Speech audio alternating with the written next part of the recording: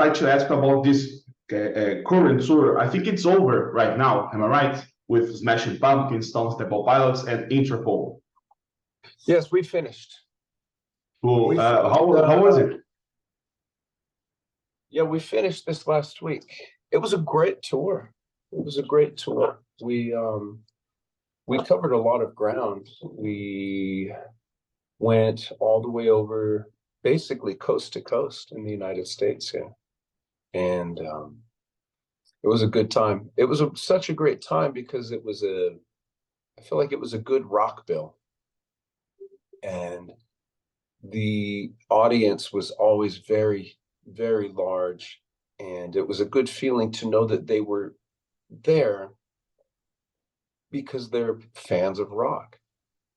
So for us playing and being in such good company with great bands, it was a really, really good vibe backstage. You know, we had a really good time. That's good to know. And now let's talk about the two new albums, Darkfighter and Lightbringer. You said before that the only way to release this material was to split in two, because you were fighting the darkness, and on the other hand, you're bringing your own light where there's none light. Now with the two albums ready, one of them already released, of course, how do you believe these albums connect, in both in message and musically?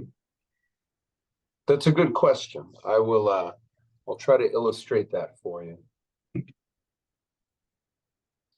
Darkfighter would be a very difficult journey. And if you listen to the Darkfighter album, everything from Mirrors to Nobody Wants to Die to Bird in the Hand to into Rapture, Horse's Breath, all the way up into Dark Side. Well, you definitely get the sense that somebody's going through something. And I think that album, Darkfighter, represents a painful and difficult journey. And Lightbringer would pick up where the journey ended, and it would pick up where, like after a long journey, you have introspection, and you have examination, and you have growth through this difficult time.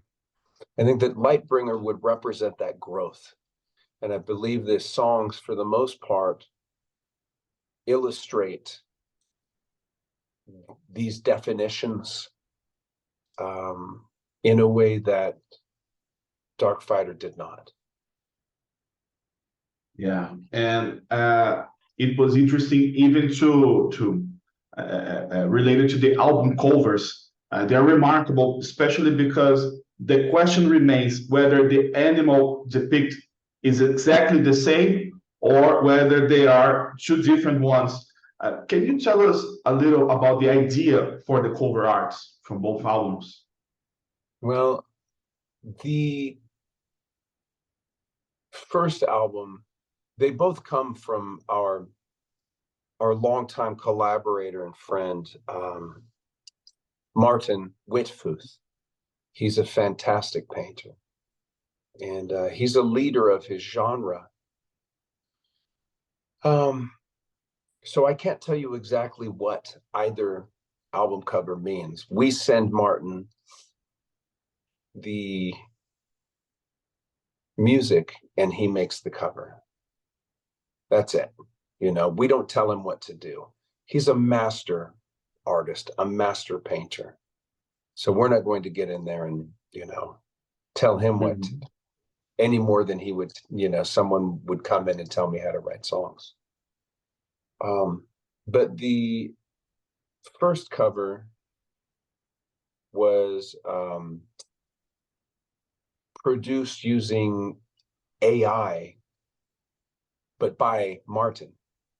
So Martin used AI to produce this first cover, and he doesn't need to do that. He's a master. but he wanted to see what AI would do if he punched in his own name, to see what AI would produce back. And he put in a couple of other words that I don't know. I don't know what he did. But then on this second album cover for Lightbringer, his idea was to paint a response to what this bot would create. He wanted to hand paint a response to what AI created. And so that's the way he did it. So that's why the Lightbringer has a much, you know, a much more hand-painted scope to it. And I think it's a very brilliant approach for him. Absolutely. Well, and in this current industry model, we can say that it's a bit risky to release 2 albums in the same year. Was there any concern of releasing it that way, commercially speaking, whether from you or the people who work with you, especially? Of course, yes, of course. A lot of people had a lot of things to say about it, Igor.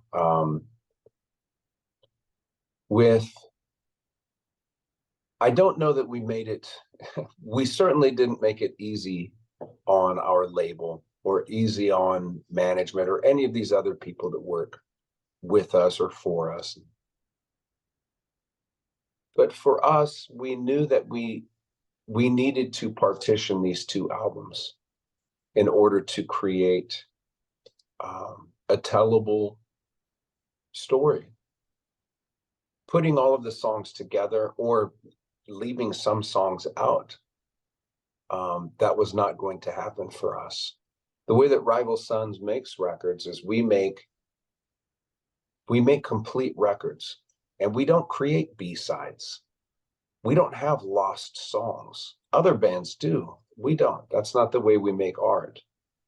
We make art very deliberately that way.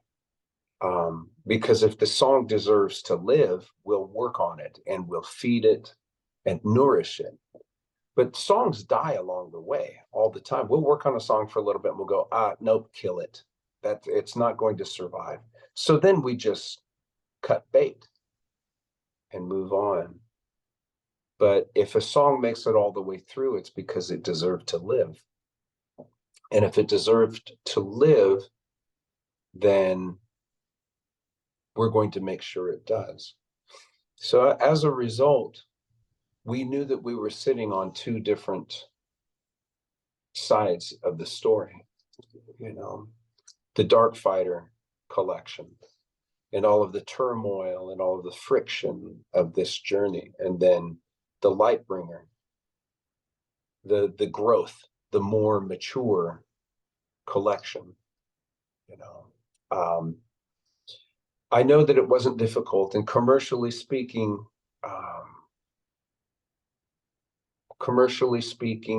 you know, yes, it's difficult. It's difficult, and perhaps it may be at the expense of both records, but artistically, we're artists. So like artistically, that's what we needed to do. And you know, certainly I do not regret it. This is the way that it needed to happen, for sure. Yeah. Well, I can't say it precisely exactly, but I had the impression that in Darkfighter, you explored your high vocals a little less. It's still there, of course, but it's like you're showing different sides of your voice. Do you think so too? And if so, was it intentional? Well, I'll provide a couple of examples for you. The opening track, Mirrors. Mirrors, for me, vocally, more than any other record we've ever released, Darkfighter has higher vocals than any other album. Look at Mirrors. Look at that on the piano. Look at those notes, and look at how high I'm singing. They're way up there. The whole the whole song. And look at a song like Guillotine. Guillotine is the highest, you know, I think I've ever recorded. And you look at tracks like the high notes that I hit at the end of Rapture or Dark Side. All of these, they live way, way up there and like higher. Dark Side or Darkfighter is the most difficult album I've ever recorded vocally. But I think maybe what you're thinking of is you have songs like Dark Side, where it's very low. Sometimes, or like Bright Light, where I'm not screaming. It's okay. I'm a vocalist. Screaming is something I can do. Or a song like Rapture, where I'm actually just singing. You know, I'm singing a melody. But that's interesting. I've heard this from a couple of other people. They're like, oh, you're not like, you know, your high stuff. And I'm like, look at this song. Look at this song. Look at this song. Are you kidding me? Like those songs are like so difficult to sing because they're so high and there's tons of screaming. But I think that the impression might be that maybe I'm playing it safe, because I have other songs where I just sing. A song like Horse's Breath. I don't scream at all. Yeah. You know, I sing the exact same, but that's because I like to sing. I don't have to scream, you know, to get my message across. Absolutely. What I was trying to say that the high vocals are still there, of course, and it's higher than before, like you said, but you're exploring different sides of your voice, not only the screaming. Mm-hmm. That's right. Yeah. And since you mentioned one of my favorite tracks of the album, Mirrors, you said before that this song is about resurfacing after having lost your identity. At the same time, I think it's one of the most bold songs from Rival Songs. And it was especially bold to put it as the album opener, in my opinion, of course. And I loved it. I just loved it. How was the process of writing and recording this song specifically? Oh, that was one of the more difficult tracks I think that we've ever produced. Because we kept shifting gears with the arrangement or how it needed to go. And I had to do a lot of writing on that song. And it really ended up wearing me out so much. I mean, you know, I wasn't even sure if I liked the song anymore, you know. I wasn't even sure if I wanted to finish it. But we stayed with it, and the song went through a lot of iterations, many more than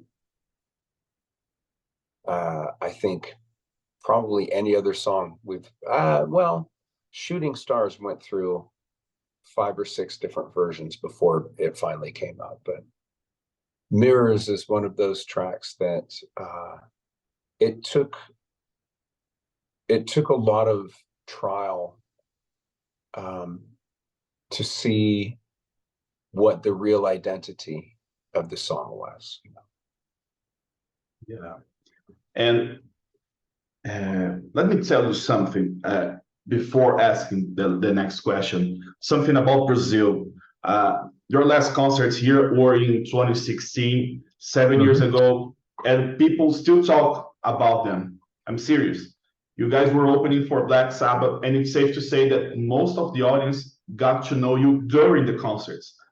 And they're still talking about it. How do you feel about this, about being remembered for concerts that took place 7 years ago and for audience that didn't know you yet?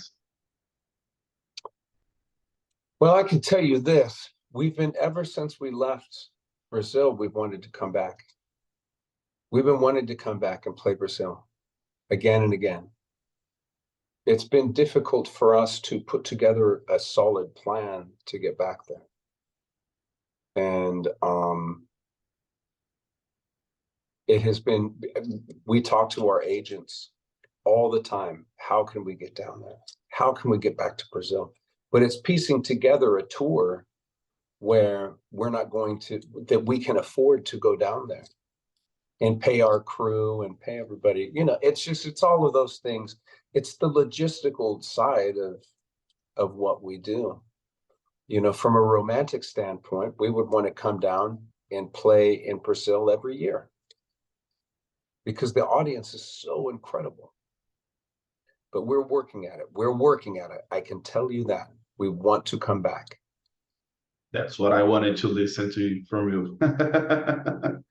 Yes, we're working. It's very, yes, it's a difficult situation because we haven't forgotten. Mm-hmm. Yeah.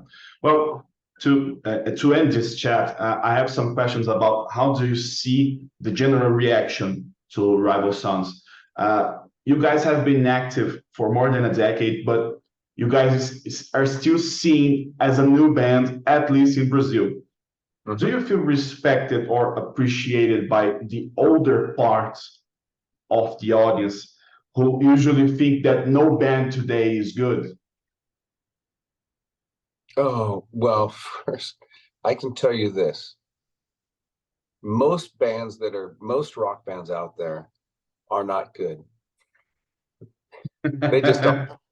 They just aren't. But they should be playing, you know. I don't relate to most of what is going on in the rock genre. I don't relate to the things they sing about. I don't relate to the music, and I don't, you know.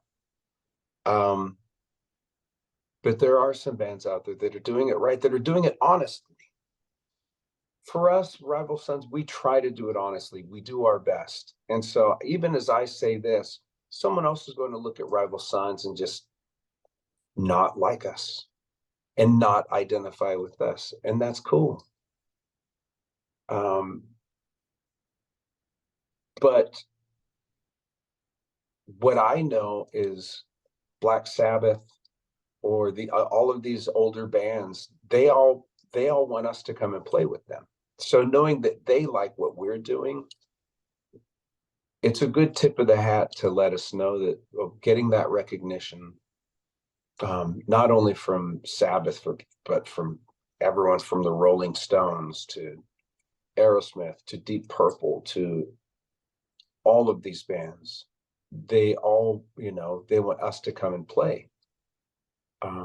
Smashing Pumpkins, Queens of the Stone Age, like everyone getting the appreciation and getting the approval of these bands. However things are going in the current rock scene, knowing that we're getting that validation, yeah, it feels good, of course. We're going to continue to do things our way, but knowing that we're accepted by our heroes is what matters, not what everybody else says. You know, everybody down here, what they talk about isn't important. It's what the greats, what they have to say. Yeah, and although you guys have very strong references from other genres, especially soul music in your vocals, of course, you guys have been constantly labeled as classic rock.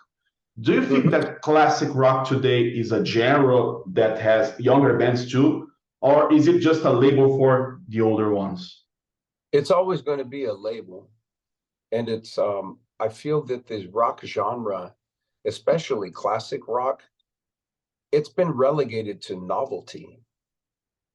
And it's just rock music. It's, you know, we play rock music with a bunch of our own influences thrown in there. But I understand when people say classic rock, they mean a rock band that's doing it in the classic way. You know, they're a 4-piece, or sometimes we're a 5-piece. Sometimes we have keyboards, sometimes we don't. And it's guitars. You have guitar solos, it's guitar driven, big bombastic drums, and you have a vocalist that's screaming his lungs out. Like, yeah, that's the rock formula. So I understand what people mean when they say classic rock, and I don't think that that is a bad way of putting it. They're saying, no, they do it in the way, the recipe is the way that our forefathers did it, that the forebears of the golden age of rock music, that we do it more like that, like the Black Crowes. You know, the Black Crowes, same thing. We're part of that lineage. And I see someone like the Black Crowes, I see us as part of that DNA. I see us as part of that lineage more than many other bands.